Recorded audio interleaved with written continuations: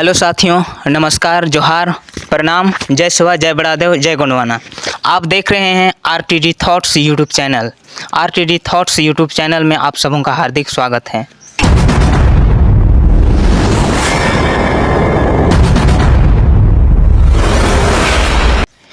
तो आज का खास बातचीत में आप सबों को आज मिलाने जा रहे हैं एक ऐसे व्यक्ति से, गोंडवाना कृषि विद्यालय इंग्लिश मीडियम के संचालक और शिक्षक हैं।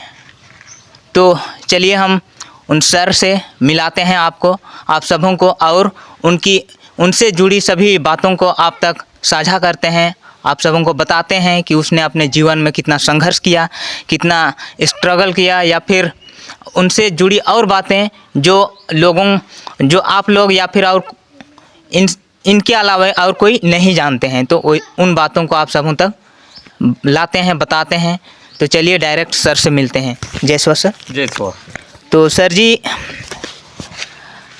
डायरेक्ट मुद्दा पे आते हैं और हमारा 2-4 क्वेश्चन है, आपसे पूछेंगे, उसका आंसर देना है और हमारे दर्शकों को बताना है।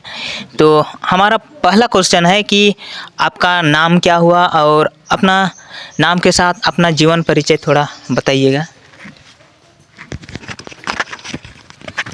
जय शिवा। मेरा नाम निरोज मांझी और मैं बेलगढ़ का रहने वाला हूं, और मेरा प्रारंभिक शिक्षा आरसी प्राथमिक विद्यालय मुड़िया से हुआ। उसमें हम 5 क्लास तक पढ़े। उसके बाद हम सिमडेगा शिशु विद्या मंदिर में 1 वर्ष पढ़े। उसके बाद हम लंबाई स्कूल से मैट्रिक का परीक्षा पास किए। उसके बाद इंटर के लिए सिमडेगा कॉलेज सिमडेगा, और बीए भी सिमडेगा ही से किए, सिमडेगा कॉलेज सिमडेगा। उसके बाद हम चले गए नालंदा एमए के लिए, नालंदा ओपन यूनिवर्सिटी पटना से किए, और BEd GD Bagaria teacher training college से की। तो सर जी अभी बताए अपने शिक्षा स्तर के बारे में। सर जी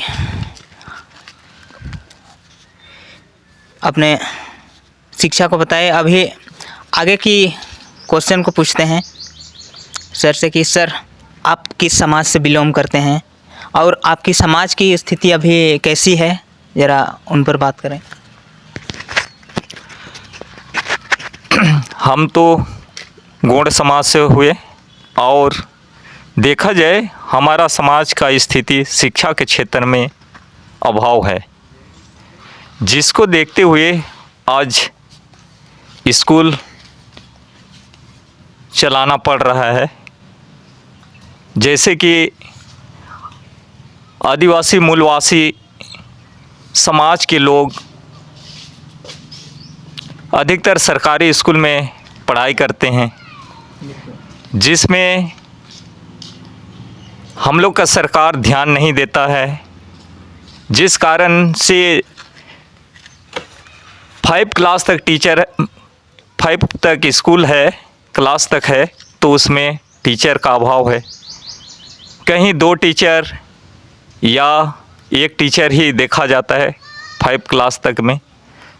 तो ऐसे में हमारा आदिवासी मूलवासी सभी को शिक्षा में बाधित पड़ रहा है, जिस कारण से हम लोग का आदमी उस लक्ष्य तक जाना चाहता है, लेकिन उस लक्ष्य तक नहीं जा पा रहा है।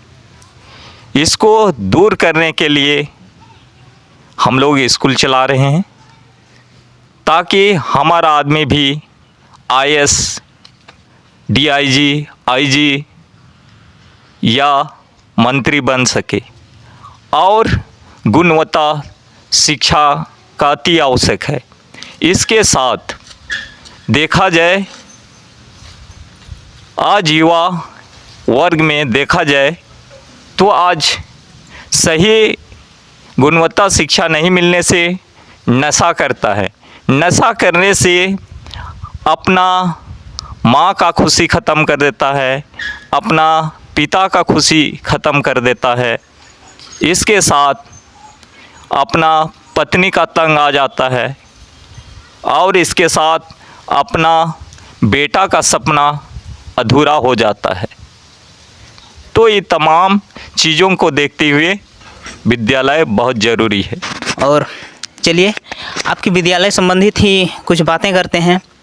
जैसे आप अपने विद्यालय को चलाने के लिए कैसे आप इसकी शुरुआत किए, कहाँ तक और इसको कहाँ तक आप लेना चाहते हैं? इस विद्यालय को पहले से चलाने के लिए मैंने नहीं सोचा था, लेकिन हम हाई स्कूल में पढ़ा रहे थे उच्च विद्यालय जोगबहार में, लेकिन यहाँ सही चीज़ को बोलने से स्टाफ में मतभेद होने लगा। मतभेद होने के कारण हमने सोचा कि अपना स्कूल हम खुद स्वयं चलाएं, और ये सोचकर स्कूल हम शुरू कर दिए हैं।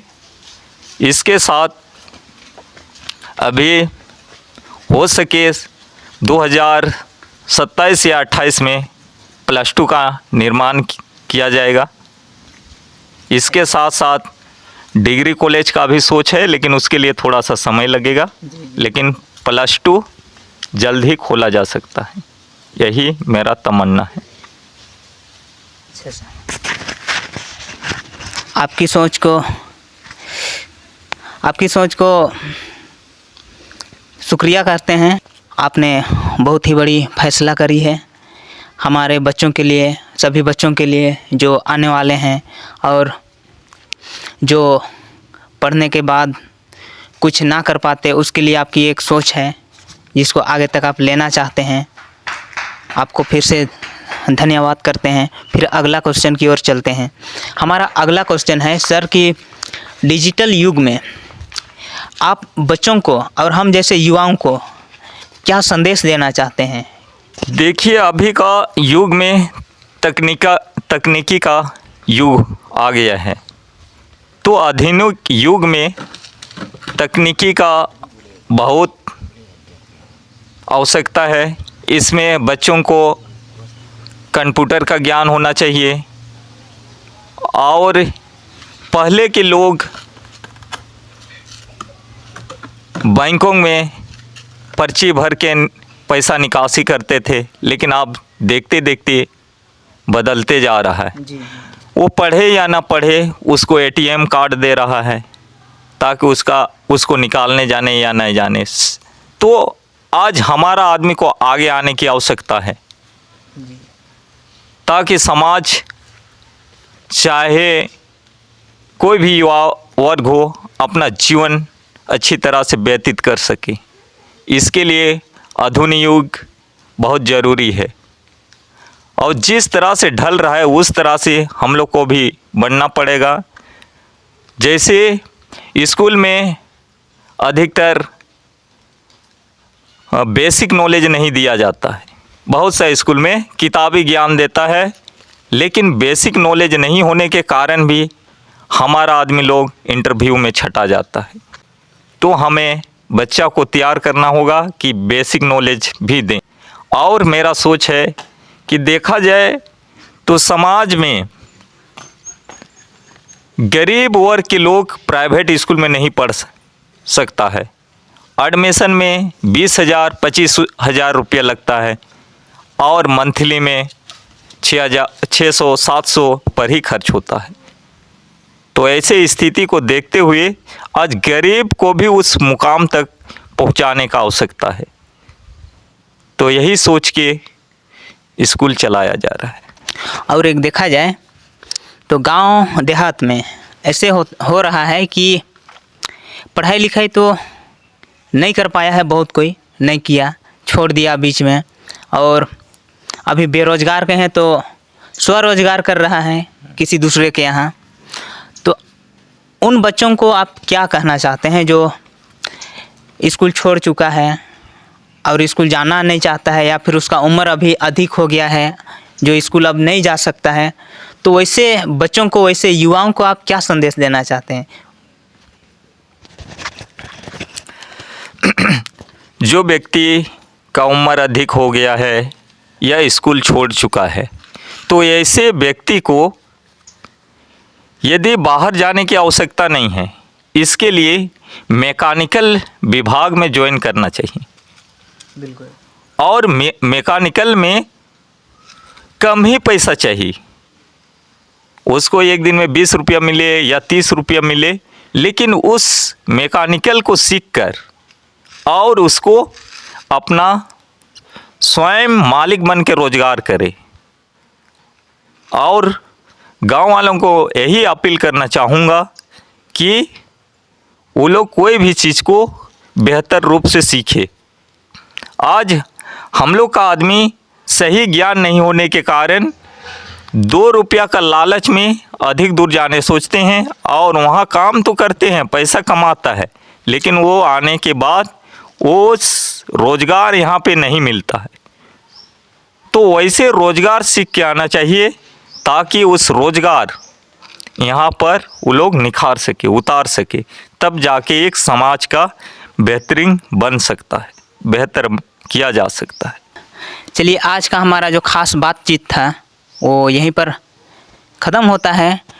हमारे सर जी ने एक छोटे से बच्चे से लेकर बड़े युवा युवती सबों को शिक्षा के बारे में कुछ बताया है, या फिर सबों को कुछ ना कुछ जानकारियाँ दी हैं, पढ़ाई कैसे करनी है, पढ़ाई के साथ साथ क्या ज़रूरी है। बेरोज़गार युवा जितने भी हैं या फिर कोई दूसरों के यहाँ कुल्ली खट रहे हैं, मजदूरी कर रहे हैं, उनके लिए भी कुछ बातें कही हैं।